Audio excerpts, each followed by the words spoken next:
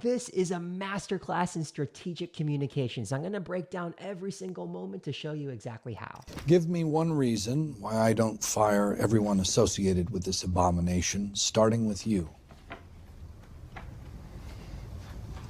Love how he pauses for so long, 3 seconds before he answers. So everyone's going to hang on to every single word he says. Well, sir, I was thinking about that very question as I sat out there in your lovely waiting room. As I was sitting there, I watched that little red folder right there go through 4 pairs of hands before it got to you. Of course, that doesn't include the 22 or so other Ford employees who probably poked at it before it made its way up to the 19th floor. So the reason why this is powerful is because you're wondering, why is he saying that? He's leading with a story, and he pattern interrupts by calling out a particular object so everyone's attention is drawn to it. So you're wondering, why is he saying this? The more you can get your audience to have those unanswered questions in their mind, the more you're going to hold their attention. Let's keep watching. All due respect, sir, you can't win a race by committee. You need one man in charge. That right there, those 2 sentences, you can't win a race by a committee, you need one man in charge, is the reason why he told that story. That right there, you can't win a race by committee and you need one man in charge, is his core point. Bureaucracy will never win. Now, the good news, as I see it, is that even with all the extra weight, we still managed to put old Mr. Ferrari exactly where we want him. He knows that his boss is going to think, why do you say that? So the more that you can intrigue your audience with those previews where you don't give away exactly what you're wanting to say, you make them ask you so that you share. That's how you keep your audience hooked. Did we? Oh, yes. So he's wondering, how? Please explain. Again, the more that you get the other person's permission to speak, more likely they are to listen to you. Expand. Well,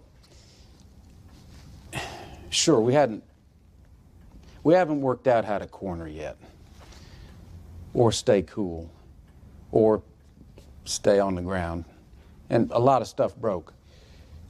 In fact, the only thing that didn't break was the brakes. This is a clever way to get people wondering, where are you going with this? Because it looks like he's undermining his own point. But you're obviously left wondering, where are you going with this? Hell, right now, we don't even know if our paint job will last a whole 24 hours.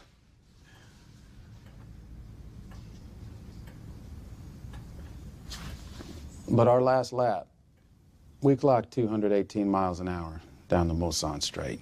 Key takeaway here is, what's one powerful data point that you can tell to drive the point home? Now, in all his years of racing, old Enzo ain't never seen anything move that fast. And now he knows, without a doubt, we're faster than he is.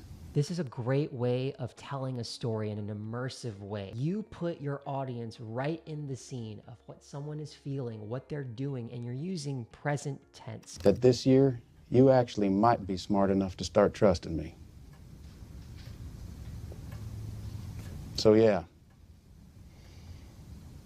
I'd say you got Ferrari exactly where you want him. So here's the key behind all of this. If you want to persuade someone to act, you need 2 things. Number 1 is you need to tee up the end goal that everyone wants. Tee up the end goal. And in this case, we can beat it. And you show that it's attainable. But then the second thing you need to do is you need to present a clear problem, which is, in this case, we're too bureaucratic. We have too many cooks in the kitchen. And you make the call to action be the way to alleviate the problem so that your audience can have that payoff. In this case, win the race. The way Shelby does it is by saying that you need to put me in charge. That's the solution to your problem. If you want tips just like this to become a more strategic communicator, make sure to subscribe to my Impromptu Speakers newsletter.